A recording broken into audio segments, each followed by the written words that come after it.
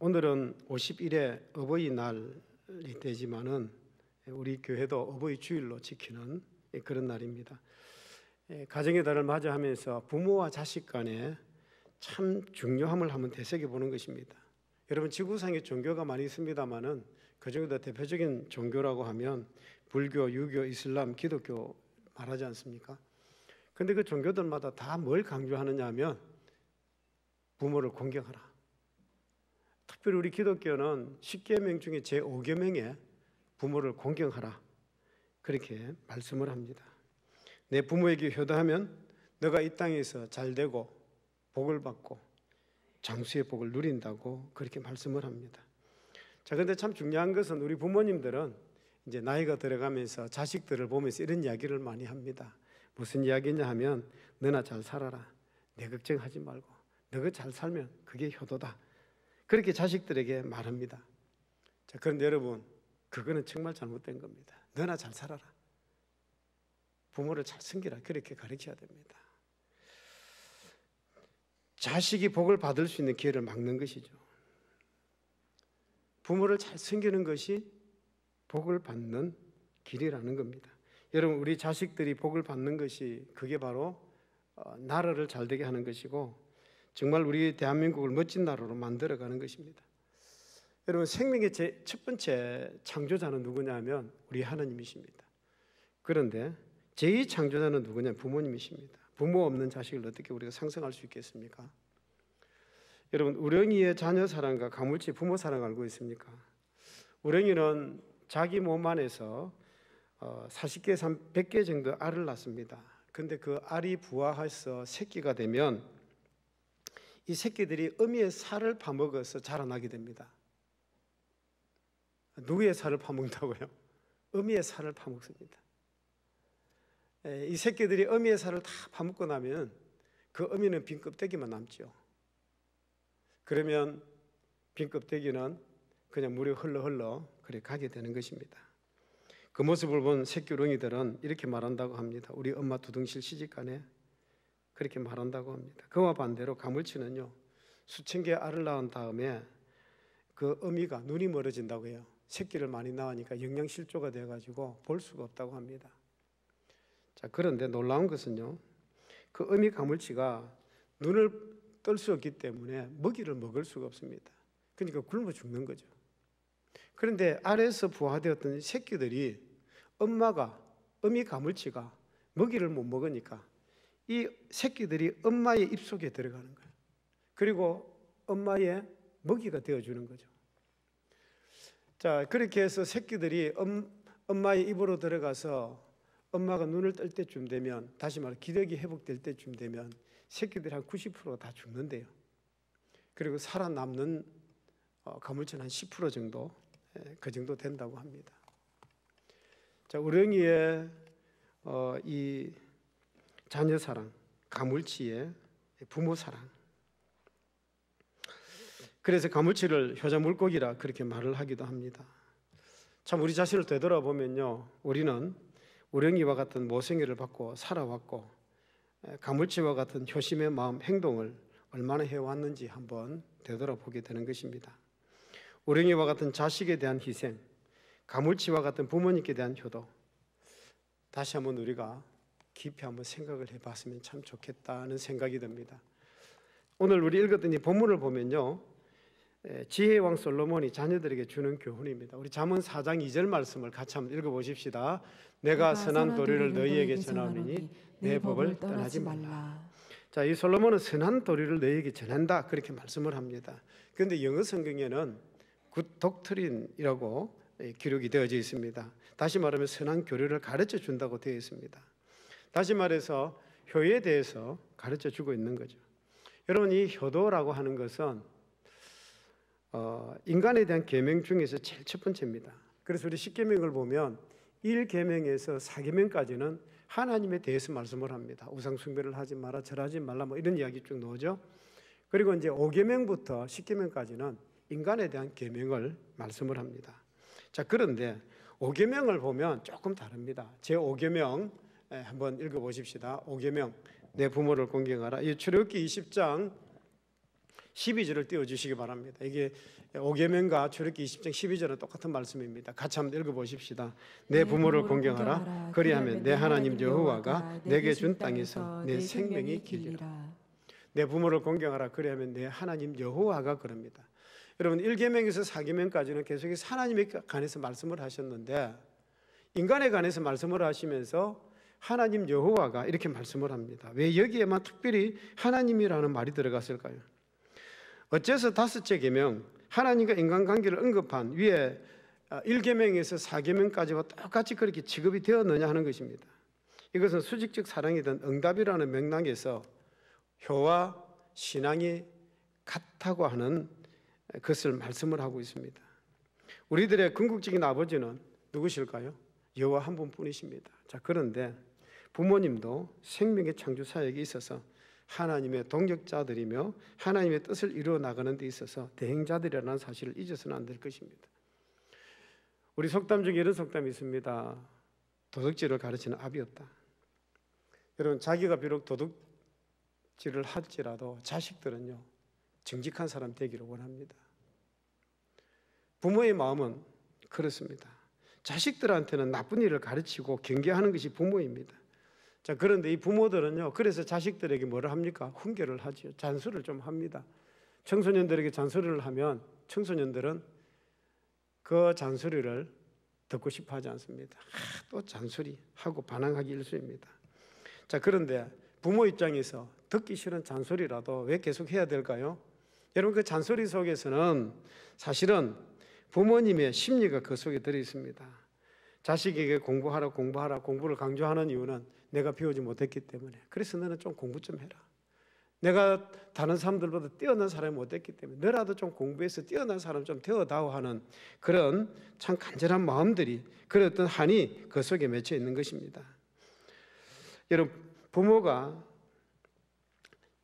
잘못된 길로 갈지라도 자식들한테는 바른 길로 가기를 원하는 것이 이게 부모의 마음입니다. 왜냐하면요 부정직이 얼마나 나쁜 것인지 알기 때문에 세상을 살아가면서 나쁜 짓 하며 살아가는 것이 얼마나 안 좋은 것인가를 알기 때문에 그래서 자녀들에게 진실을 강조하는 것입니다. 그래서 이 부모님들이 하는 이야기는 참 선한 것입니다. 나쁜 것이 없습니다. 그래서 부모님의 말씀을 공격할 때에 손해 볼 일이 없는 거죠. 우리 출애굽기 20장 12절 다시 한번 더 읽어보십시다. 출애굽기 20장 12절 내 부모를 공경하라. 그래야면 내 하나님 여호와가 내게 준 땅에서 내 생명이 길리라. 이 부모님을 공경할 때에 받을 축복이 정말 큽니다. 부모 앞에서 불경스러운 언동과 그 어떤 불효를 할 때는 뭘 받느냐면 저주를 받는다는 거죠. 하나님께서는요 부모에 대한 불효를 하나님께 대한 불경만큼이나 중요하게 취급을 하셨습니다. 그래서 우리가 신명기 27장 15절에서 26절까지를 보면 12가지 저주 행위에 대해서 말씀을 합니다. 먼저 첫 번째 제일 오는 게 뭐냐면 하나님에 대한 이 저주, 두 번째는 부모에 대한 불효, 뭐 이런 것들을 먼저 말씀을 합니다. 자, 그 중에 우리 신명기 27장 15절 같이 한번 읽어보겠습니다. 신명기 27장 15절입니다. 같이 읽습니다. 장색의 손으로 조각하였거나 부어 만든 우상은 여호와께 가정하니 그것을 만들어 엄밀히 세우는 자는 저주를 받을 것이라 할 것이요 모든 백성은 응답하여 말하되 아멘 할지니라. 그러니까 하나님만 경배하고 숭배하라. 그 말씀입니다. 두 번째는요 27장 16절입니다. 같이 읽어보십시다. 그의 부모를 경홀히 여기는 자는 저주를 받을 것이라 할 것이요 모든 백성은 아멘 할지니라. 두 번째 부모를 공경하지 않으면 뭘 받는다고요? 저주를 받는다 이렇게 말씀을 합니다. 이게 우리 성경에 저주받을 행위들을 하지 말라는 거죠. 자, 그러나 여러분 부모님을 공경할 때 따른 축복이 있습니다. 부모님을 공경할 따른 축복이 첫 번째가 뭐냐? 장수의 축복입니다. 우리 에베소서 6장 2절 3절 같이 읽어보십시다. 내 아버지와 어머니를 공경하라. 이것은 약속이 있는 첫 계명이니 이로써 너가 잘되고 땅에서 장수하리라. 부모를 공경하는 것이 뭐라고요? 너가 잘되고 땅에서 장수하는 거라는 거죠. 자, 이 장수하는 가정들을 보면 분명히 거기에 효도가 있습니다. 자, 두 번째는요 효도하는 사람은 지혜와 명철을 얻습니다. 잠언 4장 4절에서 5절입니다. 아버지가 내게 가르쳐 이르기를 내 말을 내 마음에 두라 내 명령을 지키라 그리하면 살리라. 지혜를 얻으며 명철을 얻으라. 내 입의 말을 잊지 말며 어기지 말라. 여러분, 자녀들이 효도를 함으로써 부모에게 배우는 것이 있습니다. 그게 뭐냐 하면 부모님의 말씀을 잘 받드는 동안 그동안 부모님이 세상을 살아오면서 실패하고 성공하고 뭐 이런 많은 경험들이 실패와 그 역경 속에서 얻은 그 소중한 지혜가 결국은 자식의 것이 되는 거죠. 그 부모를 그렇게 섬길 때 그 어른들의 지혜가 자녀들의 그대로 이렇게 전이가 되는 것입니다. 그래서 지혜로운 사람이 되는 거죠. 그런데 부모 말씀에 참 거역하면 어리석고 정말 고집스럽고 교만한 사람이 됩니다. 부모에게 불효하다 보면 결국은 인격적인 파산으로 그렇게 갈 뿐만이 아니라 참 어리석은 사람이 되는 거죠. 세 번째는요, 효도하는 사람에게는 명예와 영광도 주어집니다. 잠언 4장 8절에서 9절입니다. 같이 읽어보십시다. 그를 높이라 그리하면 그가 너를 높이 들리라. 만일 그를 품으면 그가 너를 영화롭게 하리라. 그가 아름다운 관을 내 머리에 두겠고 영화로운 면류관을 내게 주리라 하시느니라. 여러분, 그가 아름다운 관을 너 머리에 두겠고, 이게 아름다운 관이라는 것은 영광과 명예입니다. 면류관을 주는 거죠. 그러니까 부모를 잘 공경하는 사람에게는 바로 그런 명예가 있다는 것입니다. 어느 큰 회사를 경영하는 사장님이 이런 말씀을 하셨습니다. 우리 회사가 잘 되는 이유가 있습니다. 잘 되는 이유가 뭐냐 하면 사람을 채용하는 방법이 다르다는 겁니다. 사람을 채용할 때 어떤 화려한 경력이나 학력도 좋지만 그 사장님이 중요하게 여기는 것이 두 가지가 있었습니다. 첫 번째는 뭐냐 하면 부부가 화목하냐는 거죠. 부부가 화목하면 정말 이 가정은 좋은 가정이다. 정말 신뢰할 수 있는 사람이라는 것입니다. 부부가 원만하지 못한 가정은 분명히 그 가정에 무슨 결점이 있다, 문제가 있다 이렇게 본다는 거죠. 그리고 두 번째는 뭐냐 하면 부모를 공경하는 사람은 두 말 안 하고 채용한다는 것입니다. 이 사람이 효자인가, 연세 많으신 어머니를 잘 모시고 있는가 이런 것들을 먼저 본대요. 부모 공경을 잘하는 사람은, 부모를 잘 모시고 있는 사람은 절대로 상가를 배신하는 법이 없고 공금횡령하는 일이 없고 뇌물을 받거나 뭐 그런 일이 없다는 거죠. 참 얼마나 중요한 이야기인지 모릅니다. 그래서 정말 효도하는 사람은 금사슬을 목에 거는 것이고 영화로운 면류관을 머리에 얹는 것이라는 거죠. 우리 잠언 1장 9절 말씀 같이 읽어보십시다. 이는 내 머리에 아름다운 관이요 내 목에 금사슬이니라. 이게 머리에 아름다운 관이 면류관이고 목에 금사슬이라는 거죠. 훈장이라는 것입니다. 효도함으로 내게 줄 축복이 정말 큽니다. 효도하는 사람의 가정과 자녀에게 축복이 있습니다. 그래서 가정이 화목하기를 원한다고 하면 먼저 효도를 해야 되는 것입니다. 그러니까 여러분 가만히 생각을 해보면 형제 간의 사랑도 어디 있는 효도에 있습니다. 부부 간의 그 사랑도 효도에 있습니다. 효도하는 동생이 효도하는 형을 사랑할 수밖에 없지요. 효도하는 그 아내를 남편이 사랑할 수밖에 없는 거죠.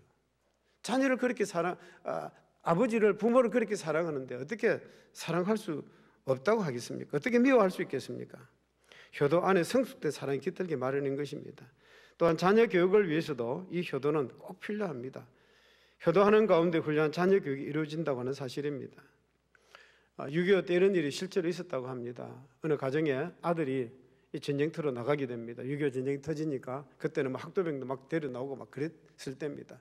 뭐 자원에서 전쟁터에 나갈 때니까요. 그 부모님이 아들을 앉혀놓고 당부를 합니다. 너가 다시 돌아올 때까지 우리가 매일 새벽 5시만 되면 일어나서 너를 위해서 기도할게. 우리가 너를 위해 기도하고 있다는 사실을 꼭 잊지 말고 너도 가서 기도해라. 여러분, 전쟁터는 어떤 곳입니까? 그 전쟁터는 정말 위험합니다. 전쟁터에 가서 보면 나는 살고 싶어서 도망가고 싶은 그런 유혹도 있습니다. 여러 가지만은 정말 잘못된 길로 갈 수 있는 그 길들이 있습니다. 하지만 이 젊은이는요, 부모님이 나를 위해서 기도한다는 이 사실을 마음속에 꼭 기억을 하고 그 하루는 보초를 쓰게 되었습니다. 최전방에 보초를 쓰게 되니까 그 시간에 새벽 5시였습니다. 이 시간 부모님이 나를 위해서 또 기도하시겠구나. 그래서 나도 기도해야지. 그러면서 그 자리에 탁 무릎을 꿇는데 그 무릎 꿇는 그 시간에 머리 위로 핑 하고 총알이 날아가더랍니다. 만약에 어머니의 부모님의 기도를 생각하지 않고 그대로 서 있었다고 하면 어떻게 되었을까요? 부모님의 그 기도를 생각하고 자리에 무릎을 꿇는 순간 총알이 핑 하고 지나가더라는 것입니다. 경건한 가정, 효도하는 마음이 있는 가정의 분위기가 자녀들을 바르게 양육할 수 있습니다. 여러분, 특별한 교육 방법이 따로 있는 것 아닙니다. 우리가 집에 돌아가서 어쨌든 부모님에게 효도하십시오. 내가 효도할 때 자녀 교육이 자연스럽게 이루어지고 있다는 사실입니다. 루마니아가 소련이 들어와서 공산주의 국가가 되었을 때에 이 목사님들이 참 많이 끌려 들어갔습니다. 한 번은 그 어떤 루마니아 목사님이 공안들에게 끌려가서 고문을 받습니다. 근데 이 사람들이 지독하게 예수를 부인하라는 거죠. 예수를 저주하라는 거예요. 그러니까 이 목사님이 나는 저주 못한다. 나는 절대로 저주 못한다. 그러니까 이 목사님의 아들 14살 된 아들을 데리고 와가지고 그 아들을 목사님이 보는 앞에서 고통을 주고 막 짓누르고 목을 짓누르고 막 두드려 패서 피가 나오도록 그러는 겁니다. 그러니까 아들이 거의 죽게 되어 가니까 목사님이 야 고문 그만해 내가 예수 저주할게, 내가 예수 부인할게. 그런데 죽어가는 아들이 뭐라고 하느냐면 아버지 예수님 부인하시면 안 돼요. 나는 예수를 부인하는 아들이 되고 싶지 않습니다. 그러면서 그렇게 죽었다는 것입니다.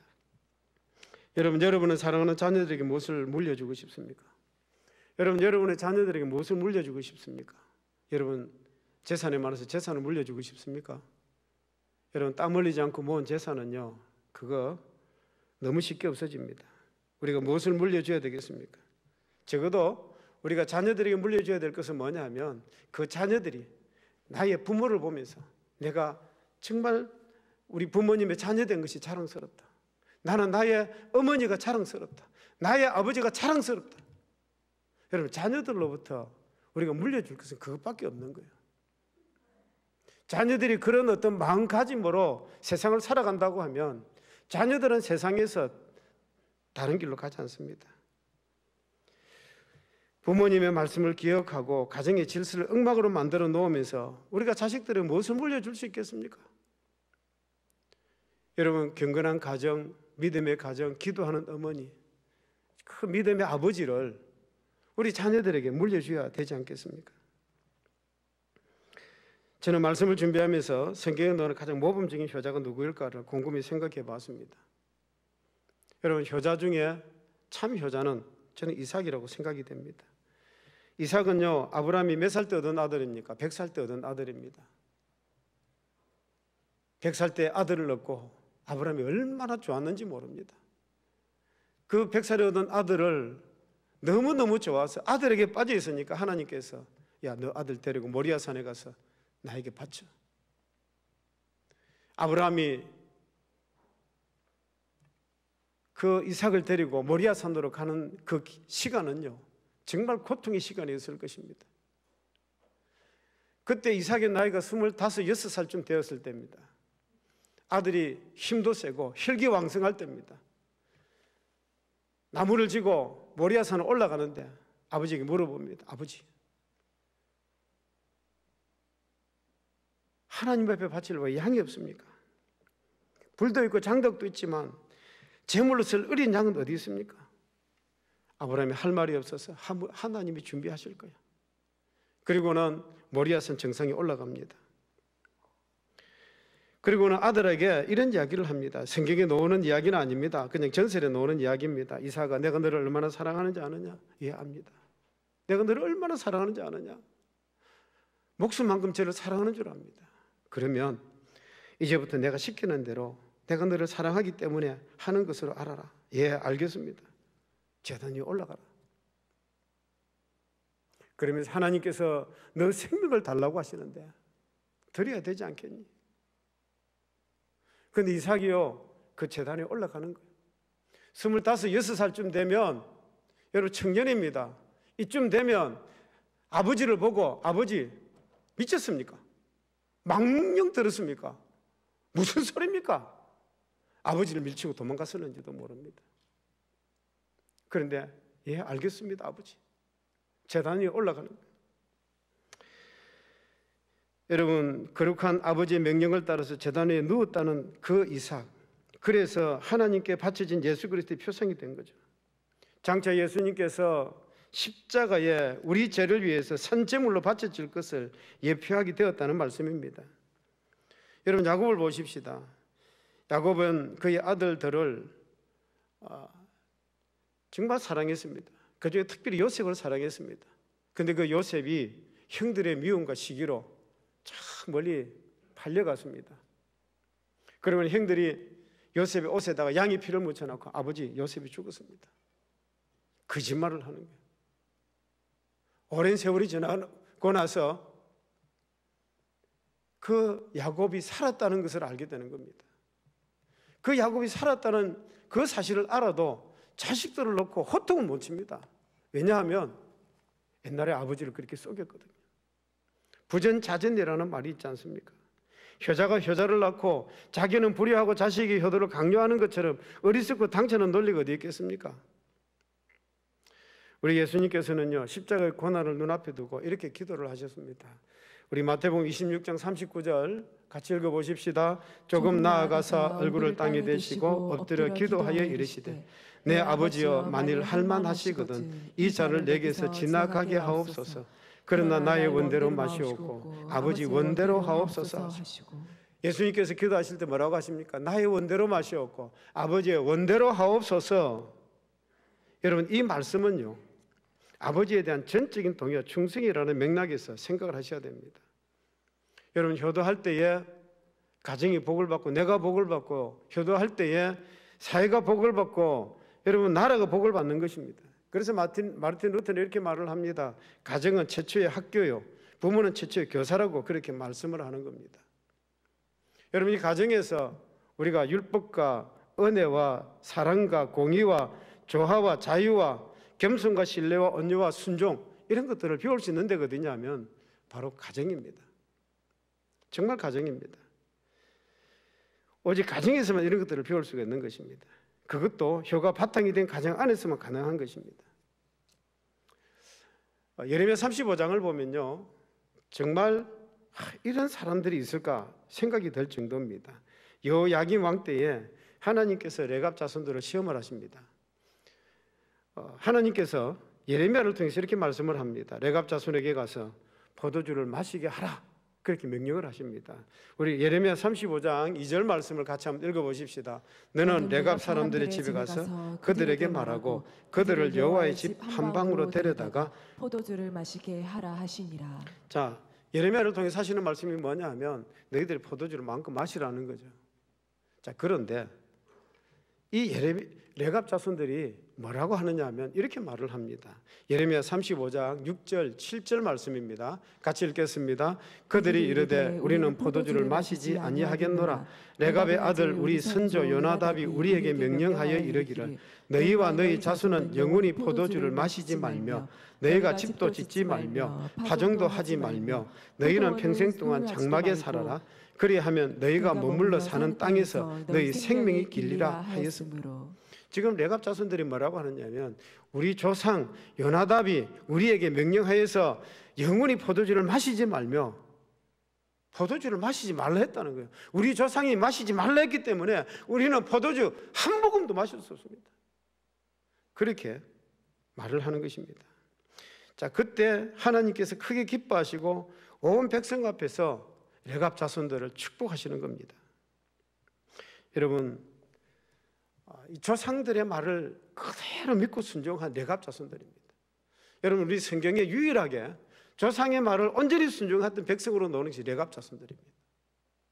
여러분, 우리는 어떻습니까? 아버지가 야, 이것 좀 하면 어떻겠냐 그러면 아버지, 그게 말이 됩니까?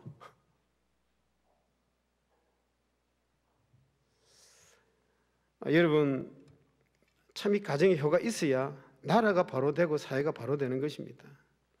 왜 혼란과 배신과 불신과 반항이 생기는지 아십니까? 어릴 때부터 가정에서 이 효를 배우지 못했기 때문에, 부모를 공경하는 것을 배우지를 못했기 때문에, 어른들을 존경하고 순종해 본 일이 없기 때문에, 그래서 반항적인 체질이 되고 혼란과 불신과 이런 것들이 일어나게 되는 것입니다.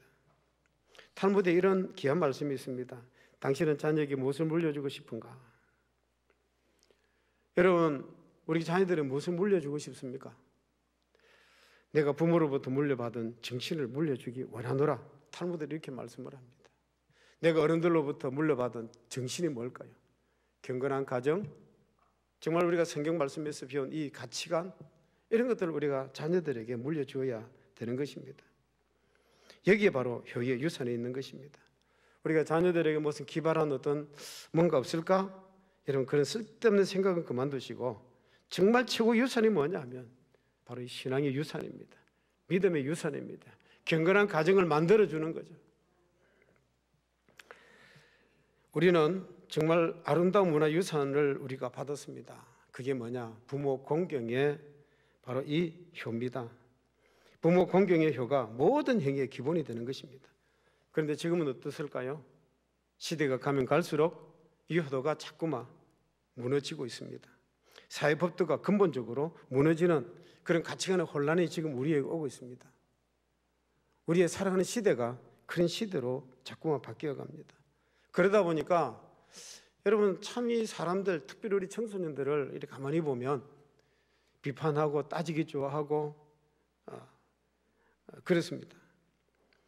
자, 그런데 여러분, 정말 우리가 효도를 하면, 부모 공경을 가르치면 그런 어떤 비판보다 순종을 하게 되어 있습니다. 어떤 합리성을 자꾸 따지기보다도 일단은 경외함을 배우게 되는 것입니다. 저는 어릴 때요, 기가 따갑도록 들었던 말씀이 있습니다. 소금스물 물로 끓이라면 끓이라.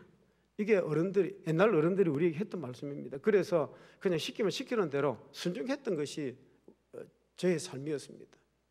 그런데 오늘날은 자녀들에게 소금스물 물로 끓이라 그러면 아마 쫓겨났을지도 모르겠습니다. 아버지가 조금 침 있게 오셨는가 본데 그러면서 쫓아버렸을는지도 모를 것입니다. 어느 부모가 자녀들의 소금스물 물에 넣고 끓이라고 억지로 부리는 그런 부모는 아마 없을 겁니다. 우리가 어떻게 하면 좀 효도를 할 수 있을까 저는 한번 생각을 해보았습니다. 몇 가지를 한번 생각을 해봤는데, 첫 번째는 부모님을 좋아하고 모시고 사는 것을 좋아해야 된다고 생각을 합니다. 두 번째는요, 부모님의 말씀을 끝까지 잘 들어주는 겁니다. 이 나이가 들어가니까 말이 좀 많아지더라고요. 그러니까 말이 많아도 예 알겠습니다 하고 들어주는 것, 경청하는 것, 그게 효도하는 거죠. 세 번째는요, 부모님이 묻거나 궁금해하면 그냥 대답을 해드리는 겁니다. 예, 알겠습니다. 아버님 알겠습니다. 그렇게 해드려도 아버님은 참 좋아합니다. 그리고 부모님 앞에서 표정을 밝게 하고 웃음을 잃지 않는 겁니다. 혹시라도 멀리 나가서 계시는 분이 계시면 부모님께 자주 전화를 드리고 안부를 묻는 것입니다. 또 부모님 앞에서 형제간에 부부간에 큰 소리 내면서 다투고 싸우지 않는 것입니다. 그리고 부모님의 품 안에 때가 되면요, 부모님의 품 안에서 살다가 이제 결혼해서 나가서 살면 자식을 낳아서 손자 손녀를 안겨드리는 것이 효도입니다. 우리 청년들 아직도 결혼했지만 자녀 없는 가정들이 있는데 저는 이걸 좀 강조합니다. 자녀를 낳아서 그 아버지, 할아버지, 할머니에게 이 손자 손녀를 안겨드리는 것이 효도입니다. 아직도 낳을 수 있으면 자녀를 더 낳는 것이 축복입니다. 요즘은 어쨌든 자녀를 안 낳으려고 하는데 여러분, 자녀를 어쨌든 많이 놓는 것이 이 축복이라는 거죠. 또 부모님이 지켜온 가문 이런 것들을 어쨌든 잘 이렇게 지켜나가도록 여러분들이 이렇게 애쓰시고 노력하셔야 돼요. 여러분, 소가 소를 낳고 개가 강아지를 놓듯이 효자 집안에서 효자가 태어나는 것입니다. 효도하는 자녀가 땅 위에서 잘 되고, 효도하는 가정이 명문 가정이 되고, 효도하는 민족이라야 강하고 번영하는 것입니다. 어쨌든 우리에게 참 이 땅에 나와서 살 수 있도록 우리를 이렇게 키워주시고 길러주신 부모님에게 감사를 드리고, 또 우리 자녀들도 이 땅에서 잘 되고 장수하는 복을 받고 명예와 영광을 누릴 수 있는 여러분의 가정 되시기를 주의 이름으로 축복합니다.